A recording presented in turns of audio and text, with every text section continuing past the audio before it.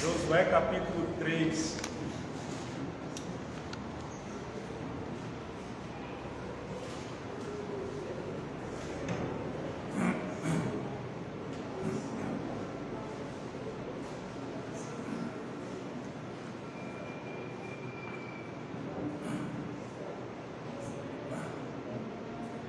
Amém? Todos acharam? Não? Josué capítulo 3.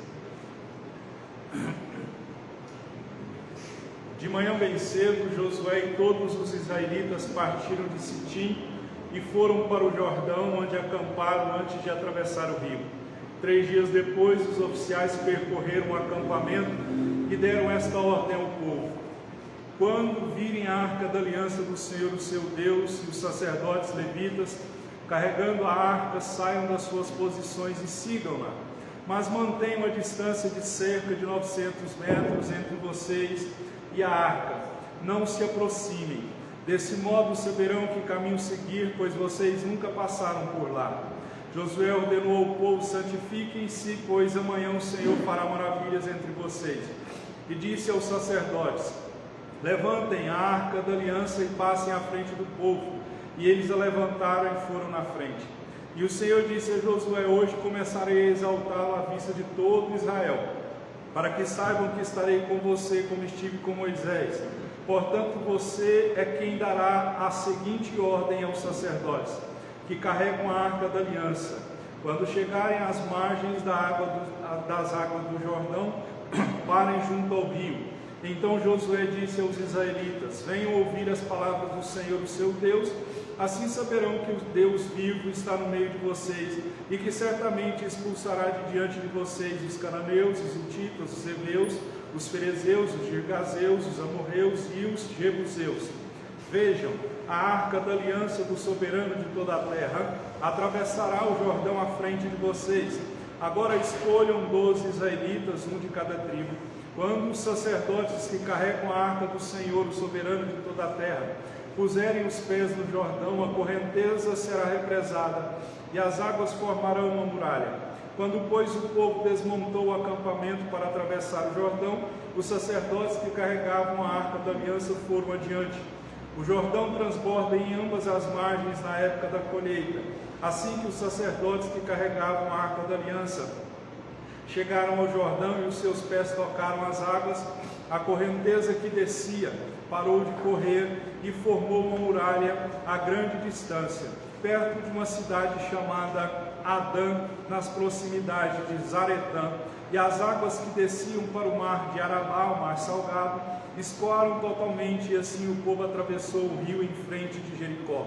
Os sacerdotes que carregavam a arca da aliança do Senhor ficaram parados em terra seca no meio do Jordão, enquanto todo Israel passava, até que toda a nação atravessou, pisando em terra seca.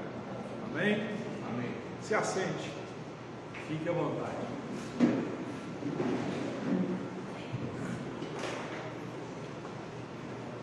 Nós estamos estudando todo o livro de Josué. Já tem alguns domingos que nós estamos estudando esse livro. Nós estamos no capítulo 3, era para estarmos no 4, mas domingo passado eu fiz o favor de esquecer a mensagem em casa. Na hora que eu cheguei aqui, que eu olhei no carro, cadê a mensagem? Aí eu falei: agora, José, o que eu vou falar? E como eu tenho muitas pregações lá em cima, eu subi lá e achei uma, e graças a Deus, Deus usou de misericórdia e me usou. Mas como eu disse domingo passado, não faça isso. Quando você for pregar, esteja preparado. Amém? A palavra de Deus diz assim: procure se apresentar a Deus como obreiro aprovado, que maneja bem a palavra de Deus e não tem do que se envergonhar. Amém? Eu aprendi a sempre andar preparado, porque diversas vezes meu antigo pastor, ele me chamava e falava para pregar, sabe que horas? Na hora que acabava o louvor. Eu sentava do lado dele, esse era meu erro. Tinha as cadeiras na frente, aí a hora que acabava o louvor, ele cochichava no meu ouvido: você vai pregar hoje. Eu falava: aleluia. Corria lá no carro, tinha um envelopinho, tinha várias mensagens prontas, hoje eu ficava dentro da Bíblia. Aqui, se eu pegar muitos aqui, a maioria disser: você vai pregar hoje, alguns vão sair correndo. outros vão amarrar e repreender, vai clamar o sangue de Jesus. Então esteja sempre preparado para pegar a palavra. Quem tem ouvidos, ouça o que o Espírito Santo diz às igrejas, à igreja. Viu, Tiago? Toda vez eu olho para o Tiago. Nós estamos pregando em Josué, hoje é o capítulo 3. O tema da mensagem de hoje é a grande marcha. Na última vez que eu preguei sobre o livro de Josué, nós estudamos sobre a fé de Raabe. Nós percebemos que a fé daquela mulher, uma mulher que era prostituta, e a única mulher que Deus achou no meio da cidade que tinha fé no Deus vivo, e através dela ela esconde os espias que foram enviados, ela faz uma combina, um acordo com os espias, dizendo: a minha família, a minha vida pela da minha família.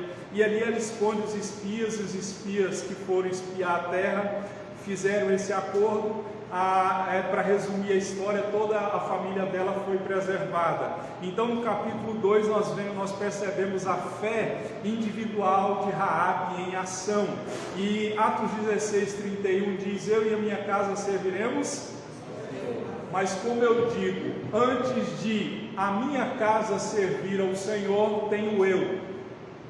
Então é impossível a minha casa servir ao Senhor, toda a minha família servir ao Senhor, se eu primeiro, ou alguém primeiro na família não se posicionar e não se colocar na brecha. Então, se você quer que toda a sua família sirva ao Senhor, primeiro tenho eu servirei ao Senhor, e consequentemente toda a minha família verá o testemunho da minha vida e eu servindo ao Senhor. Então no capítulo 2 a gente percebe a fé individual de Raabe em ação, e a fé dela trouxe a salvação não só dela, mas de toda a família. Então a sua fé, o seu testemunho, a sua vida pode salvar a vida da sua família, salvar a vida do seu vizinho, através do Deus de Israel, a qual você serve. Agora no capítulo 3 não é mais a fé individual de apenas uma pessoa como de Raabe. Agora o capítulo 3 mostra a fé de Israel como nação.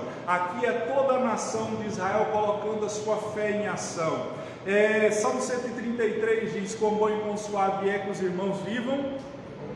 É como o óleo precioso que desce sobre a barba de Arão, e ali o Senhor vai ordenar a bênção dele. E o que eu entendo com isso? Há bênçãos e unções da parte do Senhor que Deus só libera e só derrama quando o povo dele está unido, quando o povo dele está junto. Então quando você está fora do rebanho, fora da noiva do cordeiro, fora do aprisco das ovelhas, há tipos de bênçãos que o Senhor não derramará sobre você. É por isso que nós temos que estar sempre juntos. Eclesiastes capítulo 4 diz: é melhor ser dois do que um, porque dois tem melhor paga do seu trabalho. Quando um estiver com frio, chega perto do outro, ele vai se esquentar. Se cair, vai ter alguém para ajudar. Eu sempre costumo dizer que ovelha fora do rebanho é comida de lobo. Portanto, você não pode andar sozinho. Você sempre tem que estar com pessoas que temam a Deus, que conheçam a Deus, porque aqui a gente percebe Israel como nação, mostrando e demonstrando a sua fé em Deus. É por isso que nós temos que nos unir mais, e não somente nos ajuntar, nós temos que nos ajuntar para buscar ao Senhor. Não pode haver ajuntamento se não houver busca a Deus. Amém? Então não fique sozinho. E a gente percebe que aqui, depois de inspecionar a terra, e ter um relatório favorável, Josué e todo o povo de Israel estava pronto. Já era hora deles entrarem na terra prometida, porque havia mais de 800 anos desde que a promessa havia feito a Abraão, e agora que a promessa de Deus estava prestes a se cumprir na vida de Israel. E isso é profético na minha e na sua vida. Há promessas que Deus está prestes a cumprir, tanto na minha quanto na sua vida. Portanto, se você olhou o tempo ele é necessário para tratar e moldar o nosso coração. Mas nós percebemos que aqui já estava prestes, faltava pouco para o povo de Israel tomar posse da terra prometida. E eu profetizo isso sobre a minha e sobre a sua vida, que as promessas de Deus, que elas estejam próximas de se cumprir, que o tempo seja abreviado, que nós possamos cumprir a promessa, possamos vivenciar a promessa do Senhor, porque 800 anos eles esperavam desde que a promessa havia sido feita a Abraão, e aqui ela estava prestes a se cumprir no povo de Israel. E a peregrinação no deserto tinha como único e exclusivo objetivo chegar na terra prometida. Nós temos que entender que na vida cristã nós somos vencedores ou vencidos, nós podemos ser vitoriosos ou vítimas. Moisés já havia dito algum tempo atrás: dali nos tirou para nos levar e dar a terra. Então nós fomos chamados para avançar e conquistar através da fé do nosso Deus. Porque muitas vezes nós somos incrédulos em muitas coisas, e a incredulidade ela tem uma função, ela diz: vamos voltar para um lugar seguro. Como os espias lá atrás com Josué e Caleb, lembra? É 12, né? Os 12 espias foram espiar a terra. Josué e Caleb voltam com relatório favorável. Os outros 10 disseram: a terra é boa, mana leite e mel, mas eles colocaram uma grande vírgula: mas é terra que devora gigante. Se nós formos lá, nós vamos morrer. E Moisés já havia dito: vamos subir, vamos avançar, vamos conquistar. Caleb e Josué já haviam dito, mas a incredulidade nos faz dizer: voltemos, vamos voltar para um lugar seguro. Viver com Deus é viver fora da zona de conforto. Se a sua vida, se a sua fé não está te levando a caminhar, você está na sua zona de conforto. Eu sempre digo e aprendi que zona de conforto é um estado de insatisfação, porém de comodismo. Eu estou insatisfeito, mas eu não estou fazendo nada para mudar. E foi assim que aconteceu com os espias. E quem sabe muitos de nós, quem sabe eu, quem sabe você, estamos ainda na zona de conforto. Nós estamos insatisfeitos, nós temos a promessa de Deus para ir e avançar e conquistar, mas a incredulidade e o medo está dizendo: vamos ficar num lugar seguro. Porque nós queremos mudança, mas nós não queremos mudar. Porque mudar fala-se de mudança, é a essência da palavra. Então a gente percebe que a nossa fé, ela não pode ser um sentimento passivo, tem que ser uma força ativa, porque a fé ela sempre vai nos levar a agir. A fé que não envolve ação não é fé. A palavra de Deus diz, Tiago 2,26, a fé sem obra é uma fé morta. Nós muitas vezes dizemos que temos fé, mas quando Deus diz para eu e você avançarmos, marcharmos para conquistar alguma coisa, muitas vezes a nossa fé, ao invés de ser uma força ativa, muitas vezes ela se torna uma força passiva, que nos faz ficar no lugar seguro. E nós queremos muitas vezes segurança. Por que a gente fica com medo quando a gente perde o emprego? Né? A Lidiane perdeu o emprego. Ore para ela para que Deus abra as portas. Por que muitas vezes nós ficamos com medo? Porque tirou a nossa segurança. E nós temos que entender que viver pela fé, você não vai ver, você não vai sentir, você não vai tocar. Muitas vezes as coisas vão estar totalmente contrárias àquilo que você espera, planejou e até aquilo que Deus falou que ia acontecer, mas o justo viverá da fé. E se ele recuar, Deus não tem prazer nele. Então nós percebemos que a fé não pode ser uma fé passiva, um sentimento passivo, tem que ser uma força ativa que nos leva a caminhar. A fé sem obra é morta. Mas apesar de já estar, como eu disse anteriormente, está prestes a promessa se cumprir, já estava na hora da promessa se cumprir, só que tinha um grande desafio que Josué tinha que enfrentar. O texto diz que Josué tinha que atravessar o rio Jordão na época de cheia. E pesquisando sobre o rio Jordão, o rio tinha profundidade de aproximadamente de 1 a 30 metros, 40 metros de profundidade. A largura desse rio era de aproximadamente 20, 30, 40 metros de largura. E Deus mandou Josué atravessar esse rio na época de cheia. O rio transbordava em ambas as margens. Então Josué ele tinha uma barreira visível para o cumprimento da promessa. Quem sabe você está prestes a cumprir, Deus está prestes a cumprir uma promessa, mas tem uma barreira visível.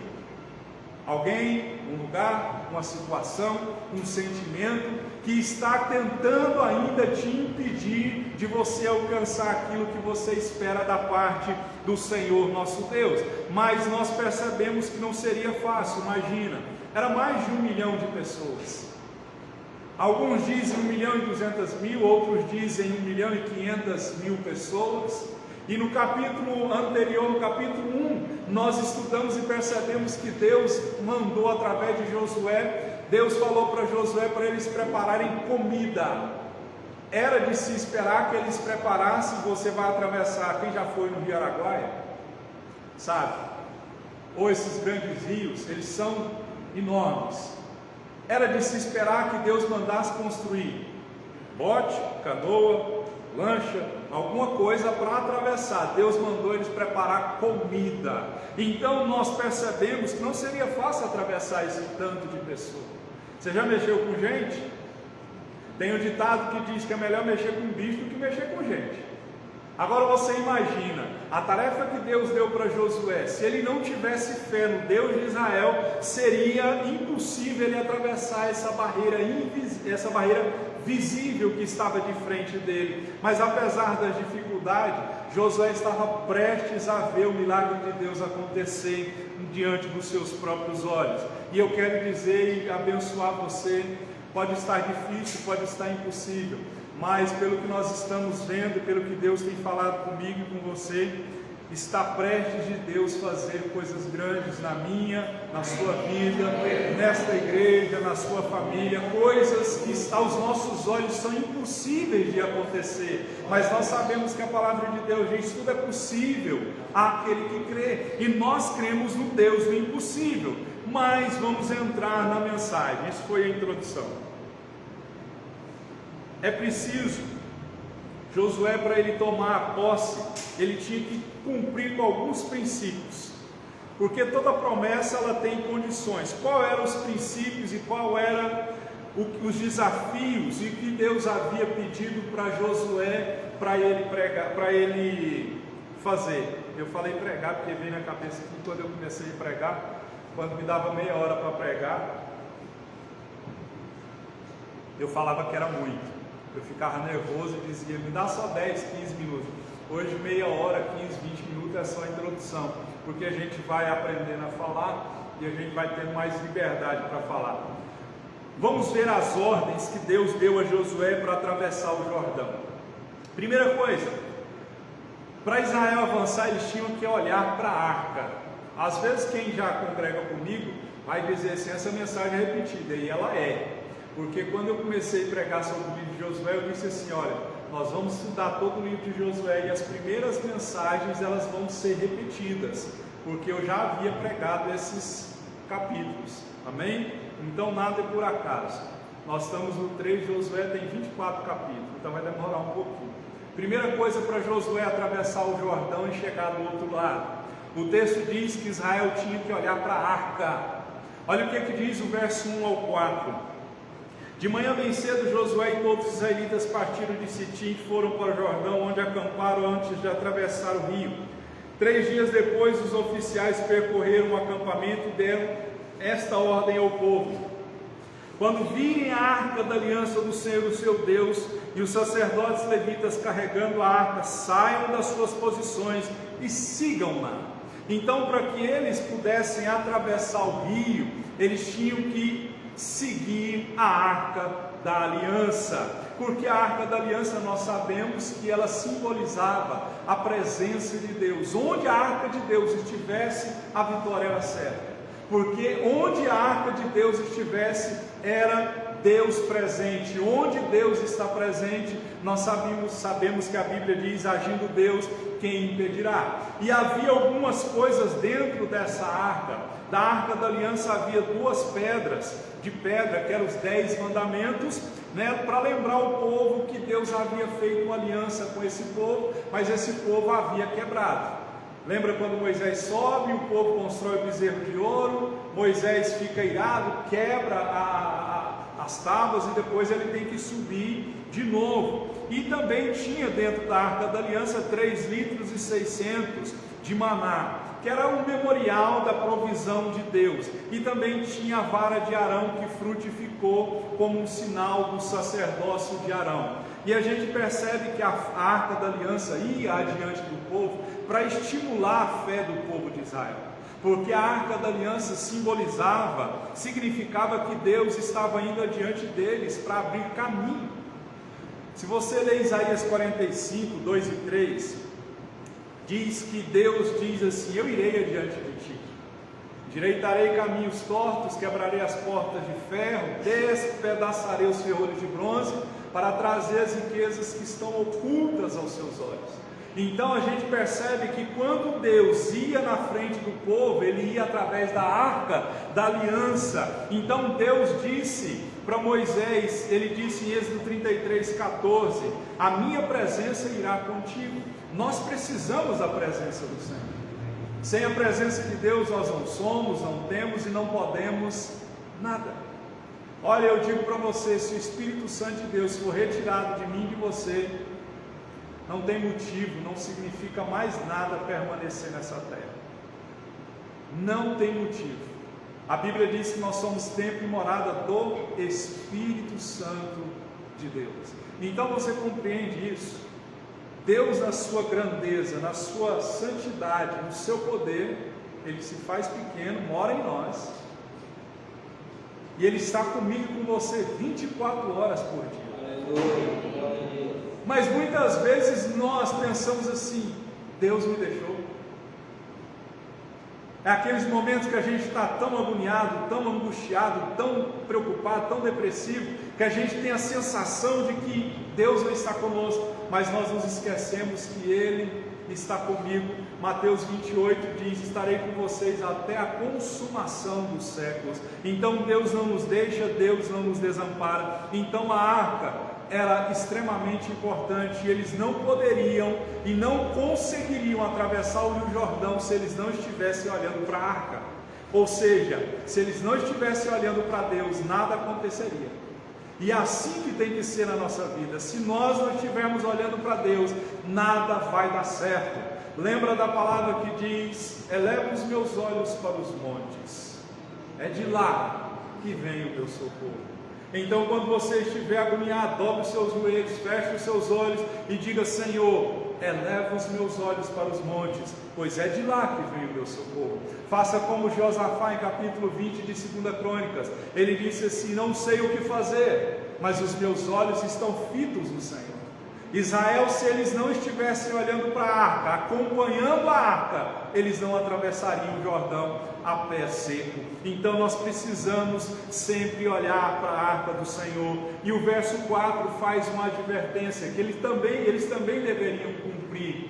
O verso 4 diz que o povo de Deus, os israelitas, deveriam manter uma distância de 900 metros entre eles e a arca. Por quê?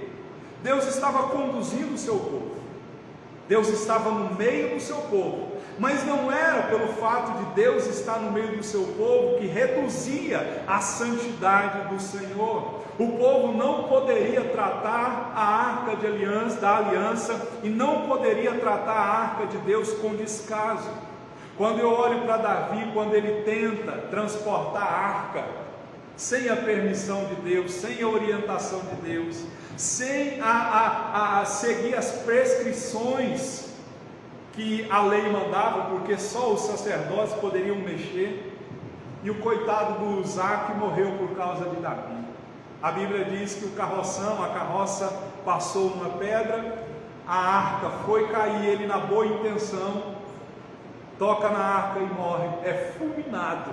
Por quê? Porque quando Deus fala para fazer assim e assado, quem inventa moda sofre as consequências. O inferno está cheio de pessoas com boas intenções, mas a boa intenção não substitui a obediência. Entendeu? Então não adianta você ter boa intenção, mas não ter obediência. É a história que eu sempre conto num retiro de criança. A líder falou assim: as crianças iam lanchar, descasca a laranja. Falou para algumas pessoas, inclusive a mim. E um rapaz que estava do meu lado cortou a laranja em cruz. E eu olhei para ele e falei, mas por que você cortou? Não, eu fiz a pergunta, o que foi mandado você fazer? Descascar a laranja. O que você fez? Partir a laranja. Por que você fez? Porque é mais fácil. É fogo estranho.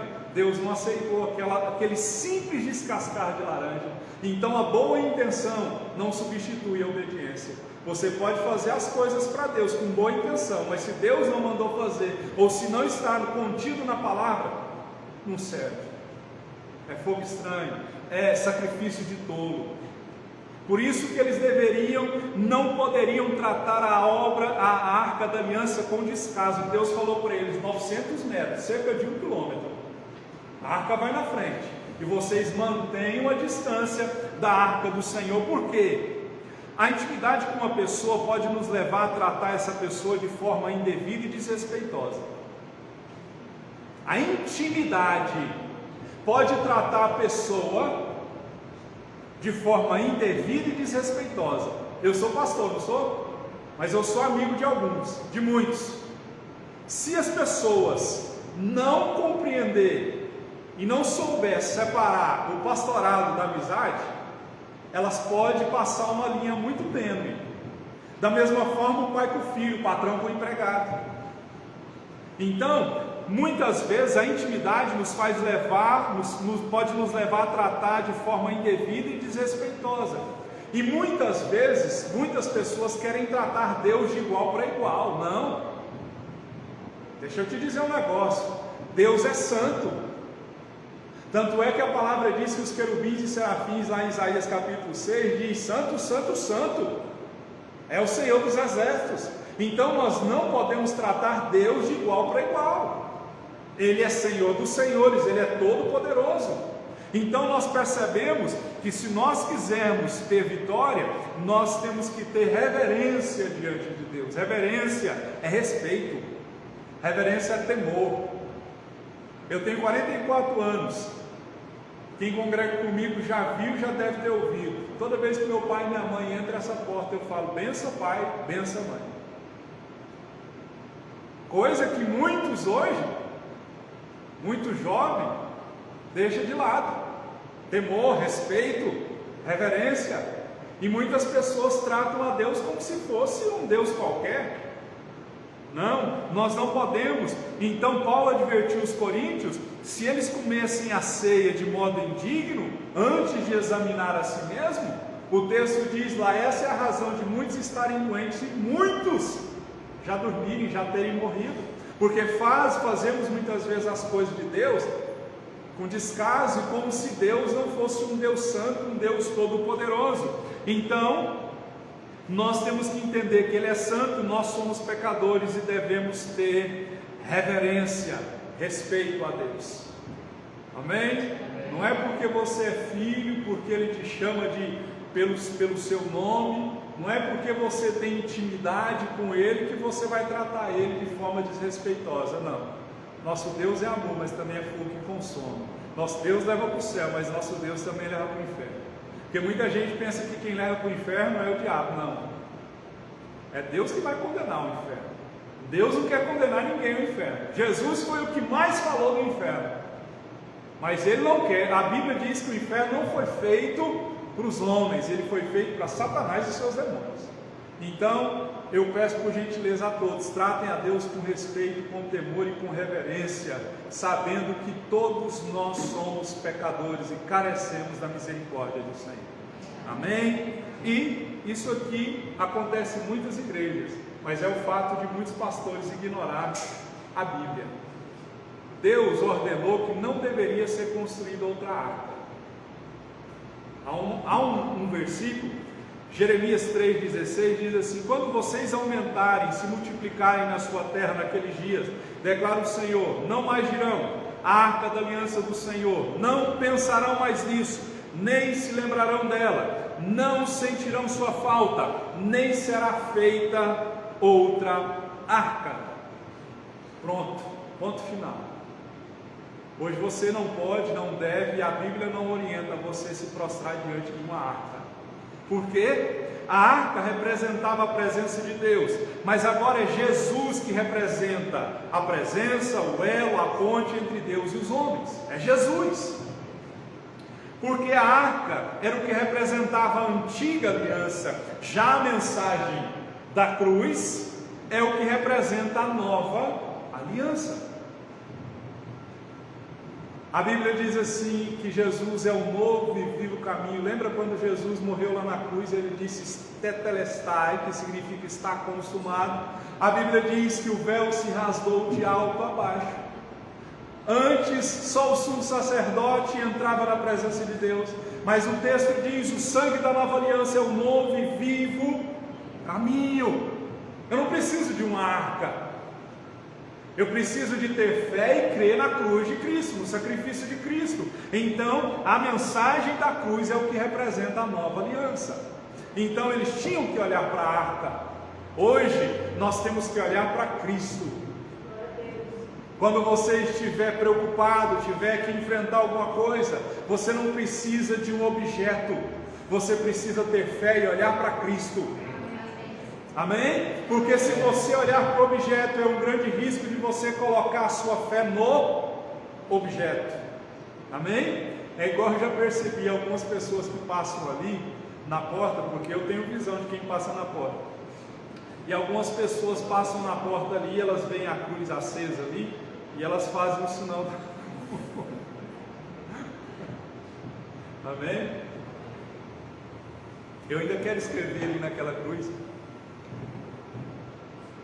Escrever, ele não está mais aqui. A cruz está vazia, o trono não. Então, eu olhar para a cruz. Hoje é Páscoa, né? Olhar para a cruz, não é olhar para a arca. Antes eles olhavam para a arca. Se você tem o Jordão a ser atravessado, olhe para a cruz, olhe pelo sacrifício, olhe que Jesus te comprou. Não foi ouro nem prata, foi sangue. Amém? Então, para eles avançar, eles tinham que olhar para a arca. Nós temos que olhar para Cristo. Outra coisa que o texto nos diz: para Israel atravessar o Jordão, avançar nessa grande marcha, eles tinham que ter santidade. O verso 5, nós paramos no 4, o verso 5 diz assim, Josué 3:5. Josué ordenou ao povo: santifique-se, pois amanhã o Senhor fará maravilhas entre vocês. O que é santidade?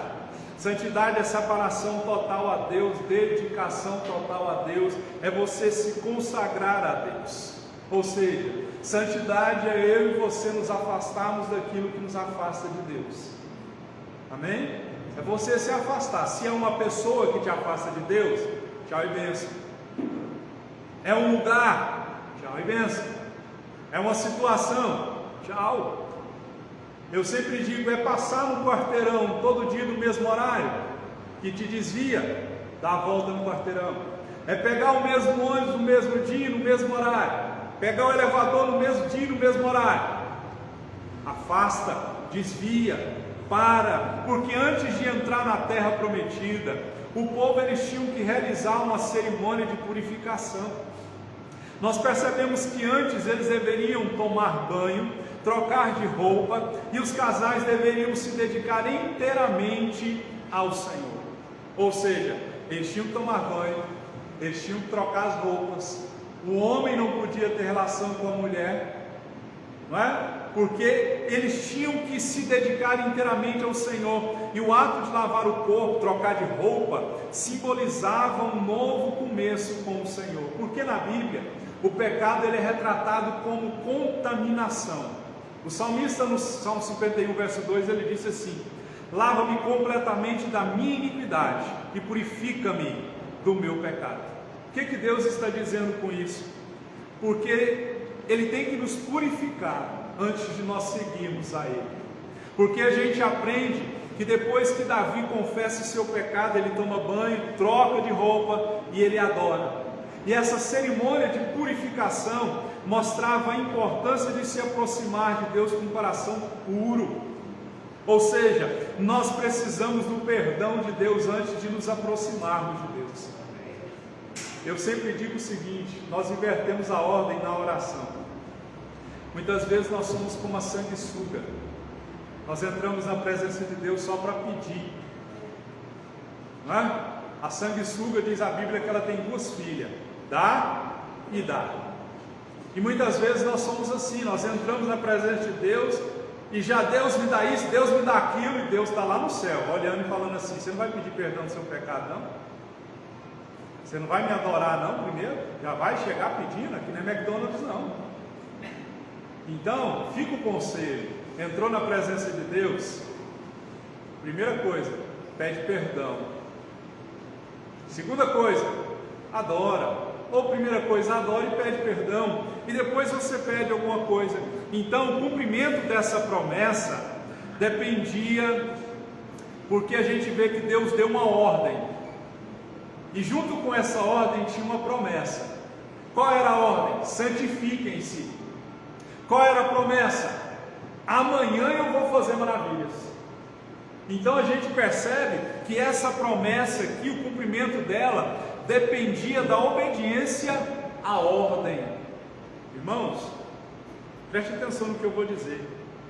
Tem promessas que são incondicionais, elas não precisam de condições.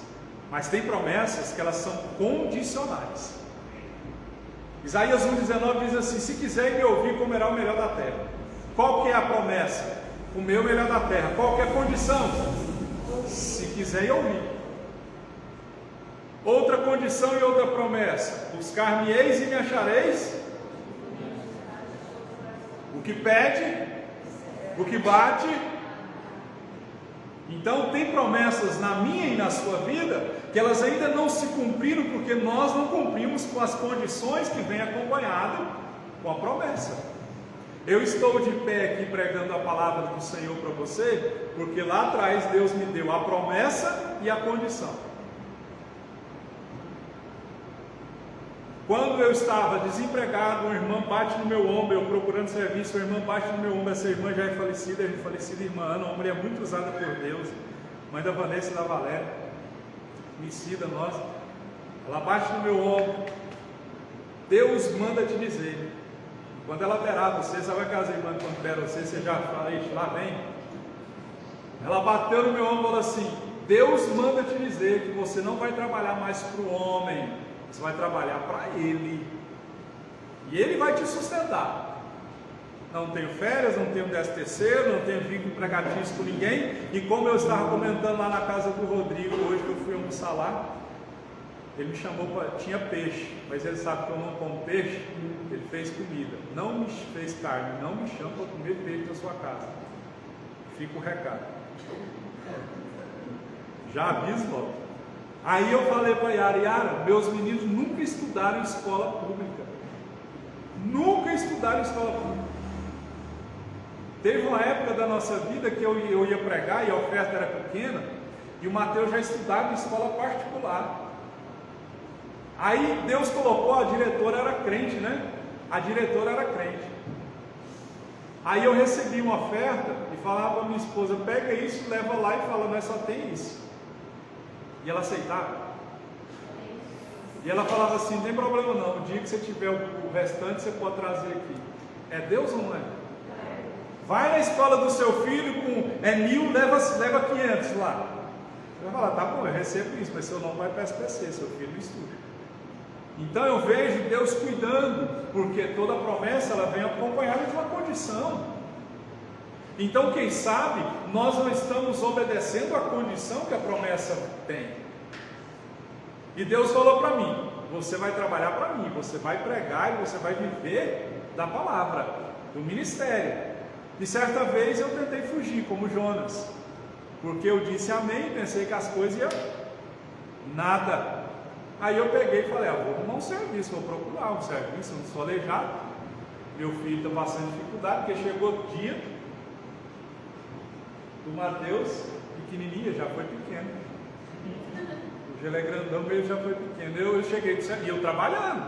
Ele chegou para mim e disse assim: pai, eu quero um skinny, estou com vontade de comer um skinny. Quanto que é um skinny hoje? R$1, R$2, R$3?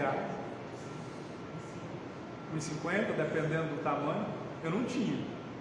Eu falo para os irmãos que para fazer uma lasanha lá em casa, a gente comprava o macarrão um mês, e no outro mês o frango, e no outro que nós comíamos a lasanha. Era assim, mais ou menos. Nós nunca passamos fome, porque tinha uma promessa. E todas as vezes que o negócio apertava, eu falava: Deus, não foi o homem que me chamou, foi o Senhor quem me chamou. Então, querido, a promessa que você espera da parte de Deus, ela tem uma condição. Procure saber qual é. Eu tenho certeza que você sabe. Procure saber qual é. Se não sabe, procure dobrar o seu joelho, porque aqui a gente percebe que o cumprimento da promessa dependia da obediência à ordem. Santifiquem-se, amanhã eu farei maravilhas. Se eles não tivessem santidade, não viria um milagre. E a gente percebe que nós somos chamados para ser santo. Só que a igreja de hoje, ela está correndo mais atrás de sinais do que atrás de santidade, não é? As pessoas hoje querem sinais, elas não querem andar em santidade. Eu sempre conto essa história. A igreja era lá do outro lado, na rua 20, uma sala bem menor que essa. Eu abrindo a porta, passou duas jovens e fez a seguinte pergunta: o senhor que é o pastor? Eu falei: sou. Essa igreja tem unção?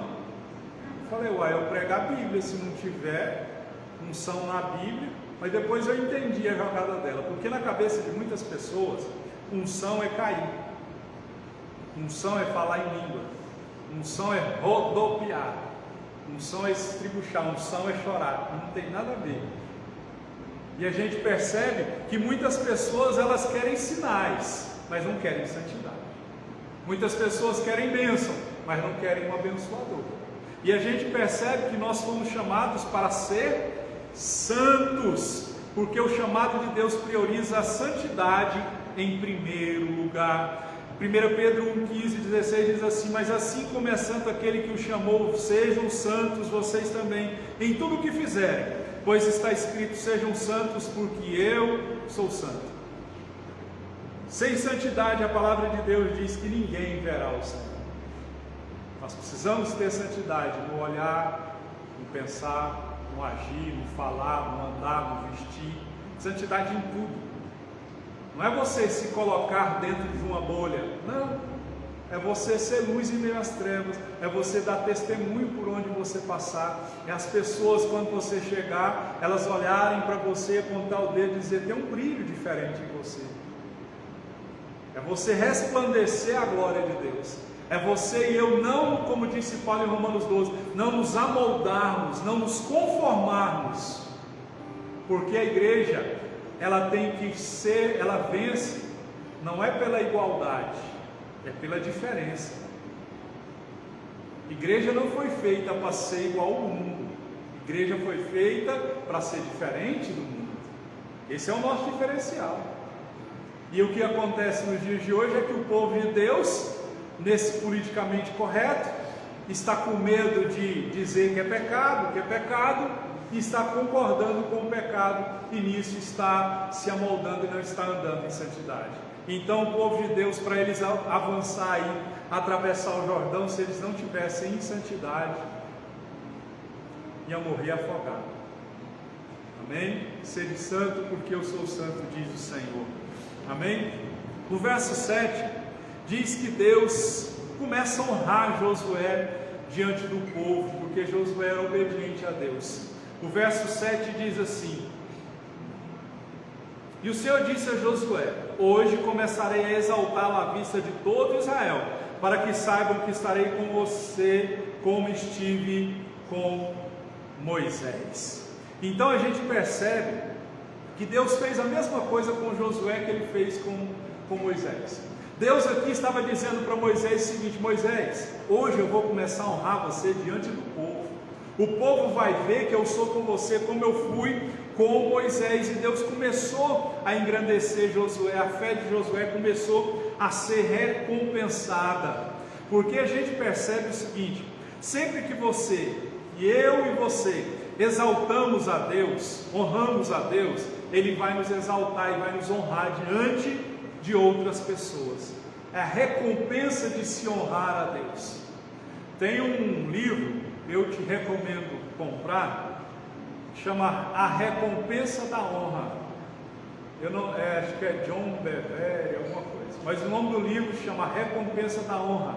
E a gente percebe que quando Abraão honrou a Deus, dando o seu único filho, sem questionar, ele foi honrado por Deus. Então a gente percebe que a honra a Deus leva sempre consigo uma recompensa. Sabe o texto que muitos crentes têm medo dele, mas que tem um princípio gigantesco que muitos não entendem?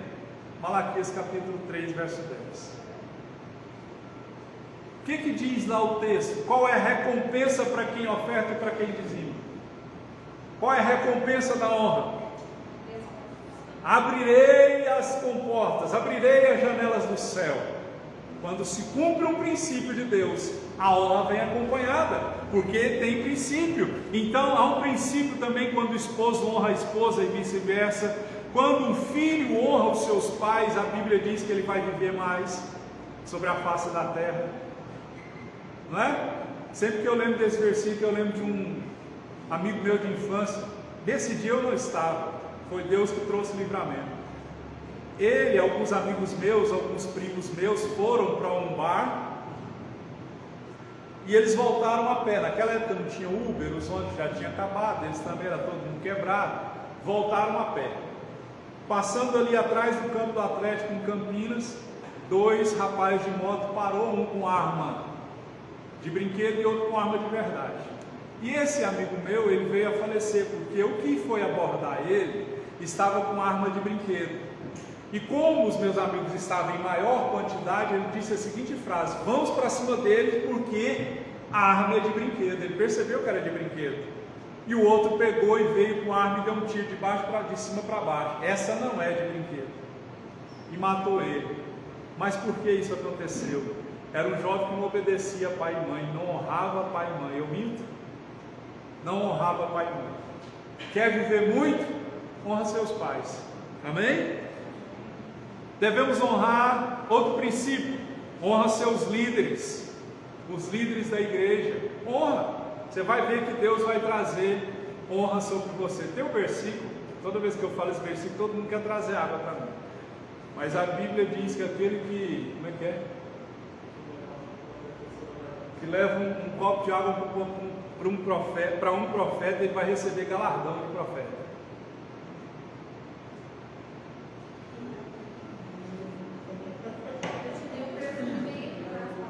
Hã? A Ludmila me deu um perfume, ganhou um carro. Próxima vez que dá um perfume mais caro, você ganha mais ainda.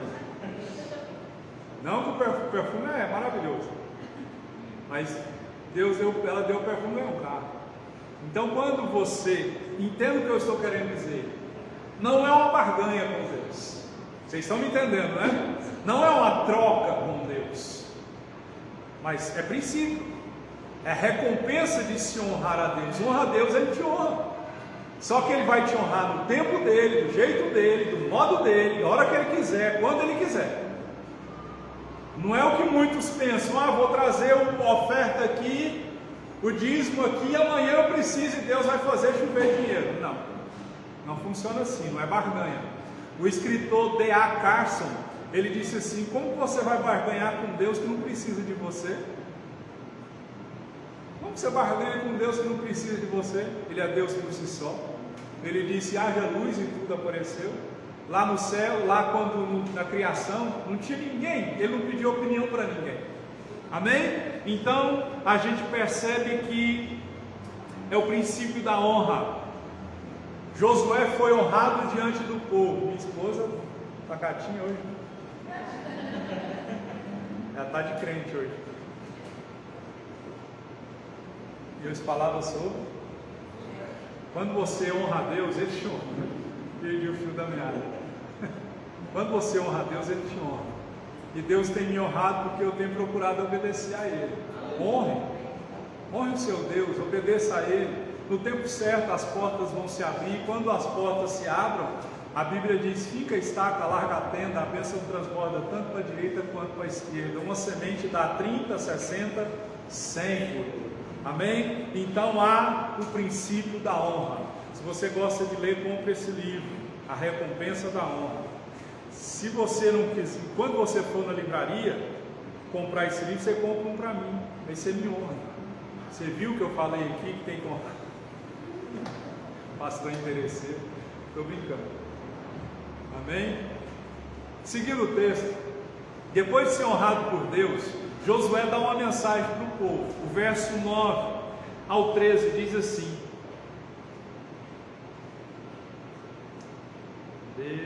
Então Josué disse aos israelitas: venham ouvir as palavras do Senhor seu Deus.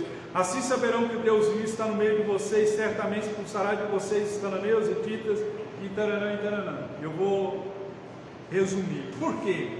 Ele chama o povo e compartilha com o povo as palavras do Senhor. A Bíblia diz que ele não engrandeceu a si mesmo, ele engrandece a Deus. Quando ele faz o discurso, ele chama o povo e olha o que ele diz: venham ouvir as palavras do Senhor, o seu Deus. Olha, irmão, isso aqui é muito importante. Isso aqui, Josué tinha uma humildade gigante. Porque imagine você, eu sempre digo o seguinte: depois de uma grande vitória, se você não vigiar, você cai, você ensoberbece. Deus havia acabado de dizer para Josué: vou te engrandecer diante do povo. E quando Josué fez o discurso, ele não faz o povo olhar para ele, ele faz o povo olhar para Deus. Queridos, nós temos que fazer o povo, as pessoas olhar para Deus, não olhar para nós. Ele não faz o discurso para levantar a moral do povo, ele lembra o povo das promessas. Josué incentiva o povo a crer e obedecer a Deus. Então nós temos que entender que quando você for honrado por Deus, eu creio que isso vai acontecer, espero que seja breve. Quando acontecer, não engrandeça a si mesmo, dê glória a Deus. A palavra do Senhor diz, tem até uma música, né? Porque dele, para ele são todas as coisas. Cante comigo.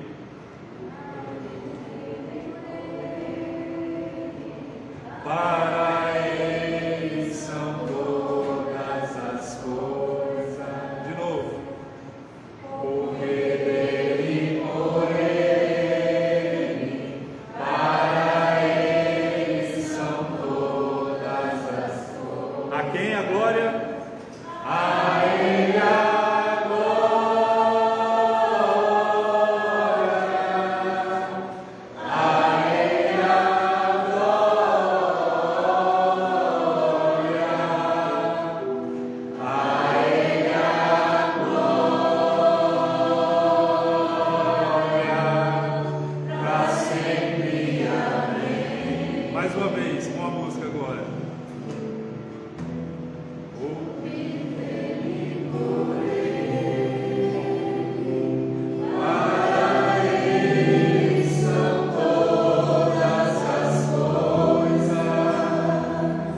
Aleluia.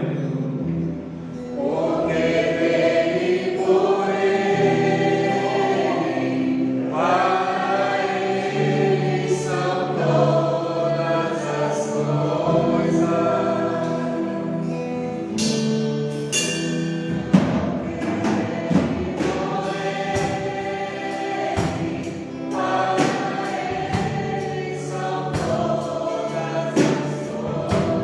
A glória dele, a honra dele.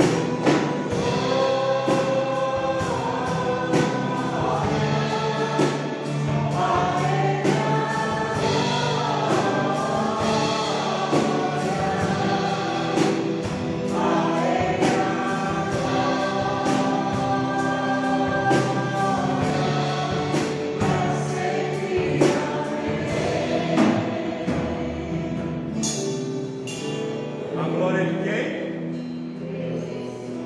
Eu sempre digo que um glória a Deus puxa um aleluia puxa um glória a Deus.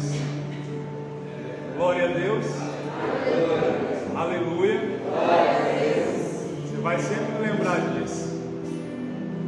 Quando você ouvir alguém dizer glória a Deus, você vai dizer aleluia. Quando você ouvir alguém dizer aleluia, você vai dizer glória glória a Deus. Tudo que você é, tudo que você tem, tudo que você vai alcançar, porque dele, por ele, para ele são todas as coisas. Josué entendeu isso. Quando ele faz o discurso, ele faz o povo olhar para Deus. Ele não engrandece a si mesmo, ele não puxa a glória que Deus tinha dado para ele naquele momento. Ele devolve a glória, porque a glória de Deus ele não dá a ninguém. Só ele merece honra, só ele merece glória. E para encerrar, depois de todo o planejamento, depois de toda a preparação, eles tinham que atravessar o Jordão. Esse milagre foi resposta da fé do povo, como nós dissemos. A fé de Raabe entrou em ação, mas a fé do povo entra em ação como nação. E nós temos que entender o seguinte: se nós não dermos um passo de fé, se nós não molharmos os nossos pés, nós não teremos vitória. Você tem que molhar os seus pés, você tem que dar o seu primeiro passo de fé. O primeiro passo de fé pode até dar um pouco, pisar um pouquinho na água, mas o segundo já vai ser em terra seca. Quando Deus falou para mim assim: de hoje em diante você não vai mais trabalhar, e eu pensei: como? Como eu vou pagar minhas contas? Como eu vou sustentar meu filho, minha esposa? Como? Mas nunca faltou o calçar, o vestir e o pão cotidiano, porque quem fez a promessa não era homem para mentir, nem filho do homem para se arrepender. E nós percebemos que foi o texto que nós lemos no capítulo 4 ou 3 de Provérbios, 4 de Provérbios, eu acho que foi. O texto eu desmarquei, Eclesiastes 11. Quem fica observando o vento não plantará, quem fica olhando para as nuvens não colherá. Sabe o que é isso? Enquanto nós ficarmos olhando as dificuldades, nós nunca vamos plantar. Imagina meus filhos, imagina um agricultor lá no sertão nordestino. Ele tem que plantar, porque se ele não plantar, ele passa fome. Ele olha para o céu, ele olha para a meteorologia e não tem chuva, mas ele tem que plantar, porque se ele não plantar, ele passa fome. E assim a nossa vida, nós precisamos atravessar o nosso Jordão, nós precisamos caminhar pela fé. O justo vive de fé. Você não vai ver, você não vai tocar, você não vai sentir, mas você tem que caminhar. Então nós percebemos que quando nós andamos pela fé, se nós não estivermos prontos a dar um passo de fé, Deus não pode abrir o caminho para nós. Tudo começa com o primeiro passo. Qual é o primeiro passo que você precisa dar? Amém? Nós precisamos marchar. Nós não podemos ficar parados. 14:7 de Jó diz que há esperança para a árvore. Às vezes você tentou uma vez, não deu certo. Tenta de novo. Continue se esforçando, continue se dedicando, porque quando a bênção chegar, ela transborda de direita e esquerda. Se você teve fracasso, lembre de Pedro. Ele teve a maior pesca da sua vida logo após um grande fracasso. Então, se a sua vida tem sido uma série de fracassos, espera, a vitória vem, e quando ela vem, você não pode ficar parado, você tem que atravessar o seu Jordão. Deus continua sendo um Deus de milagre, e hoje Ele pode abrir o Jordão para você passar. Amém? Vamos nos colocar de pé em nome de Jesus.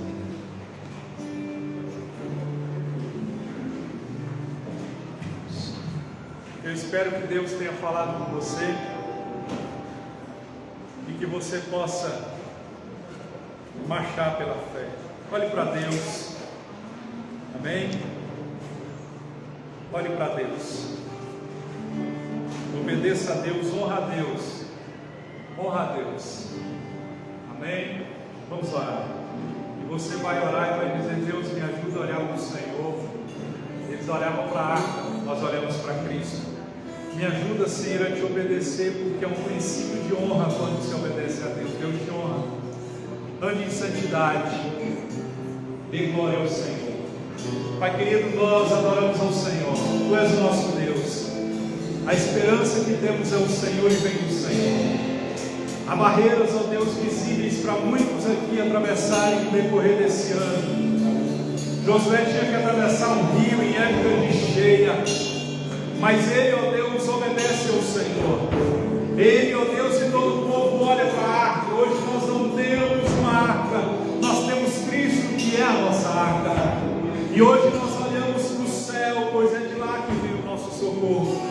Como Josafá disse: não sei o que fazer, mas os meus olhos estão fitos no Senhor. Nós olhamos para o Senhor, que é o autor e consumador da nossa fé. Nós olhamos para o Senhor, porque se não for o Senhor, nós não podemos, não temos e não teremos nada. O Senhor é a nossa força.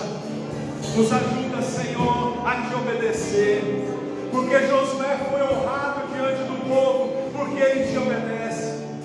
Josué, ó Deus, obedeceu ao Senhor e foi honrado pelo Senhor. O Senhor disse a Josué: e engrandecer perante os olhos de todo Israel, e engrandecer diante de todo o povo, dizendo: como eu fui com Moisés, eu vou mostrar para o povo que eu sou com você, Josué. Há um princípio de honra quando se obedece a Deus. Ramai, Savak, Asem, Andecai. Obedeça ao Senhor, honre a Ele, mesmo quando tudo estiver dando errado, mesmo quando você estiver chorando, honre a Ele. Continue servindo, continue persistindo, continue perseverando, continue honrando ao Senhor, porque a janela do céu há de se abrir em seu favor. Rakai, Savak, Asem, Andecai, Agai, Savak, Asem. Porque a recompensa da honra, quando ela vem, ela transporta tanto para a direita quanto para a esquerda. Ande em santidade, se afaste daquilo que tem te afastado do seu Deus, se afaste de pessoas, se assim for necessário, se afaste de lugares, se assim for necessário. Peça a Deus para afastar sentimentos ruins, peça a Deus para tirar pensamentos, sentimentos que te afastam da santidade. Tenha reverência, não trate a Deus de igual para igual. Ele é santo, nós somos pecadores. Oh Jesus, como Josué honrou o Senhor, dando glória e honra ao Senhor.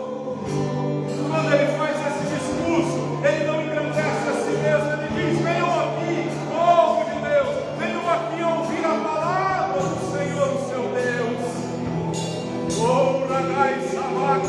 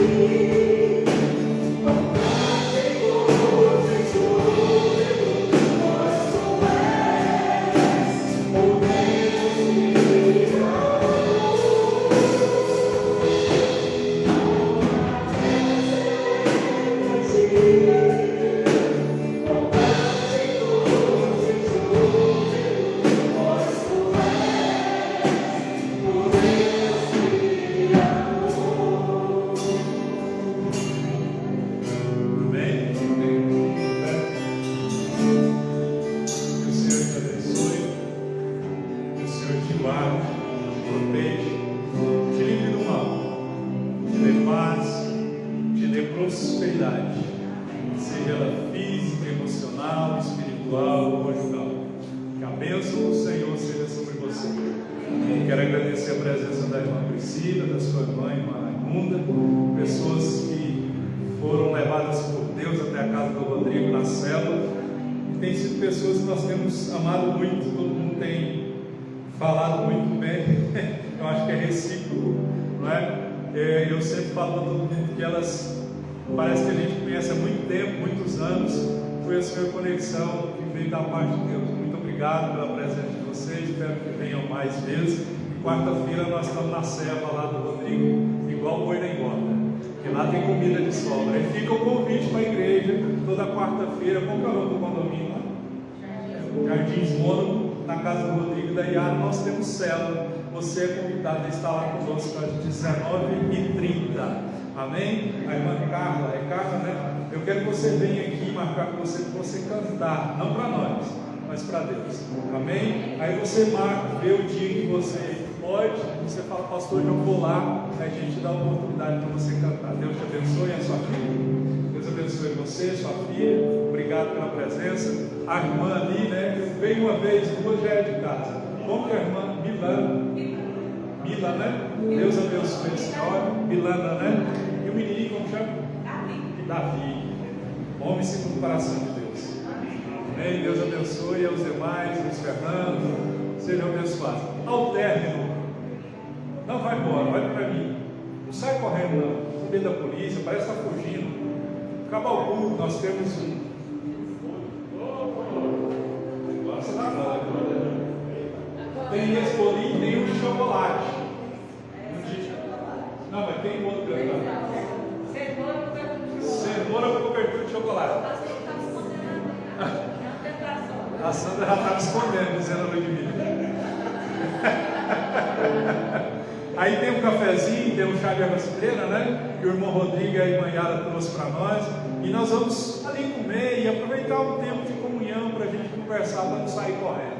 Tá bom? Então vamos orar encerrando o culto, depois a gente come e conversa. Senhor, muito obrigado. Que a graça e a paz do Senhor seja sobre nós. Em nome de Jesus, nos deu uma semana de livramento, uma semana de bênção, e que o Senhor nos sustente no nome de Jesus. Amém? Que a graça e a paz, a comunhão e a consolação do Espírito Santo seja sobre você em nome de Jesus. Amém? Está terminado em nome de Jesus.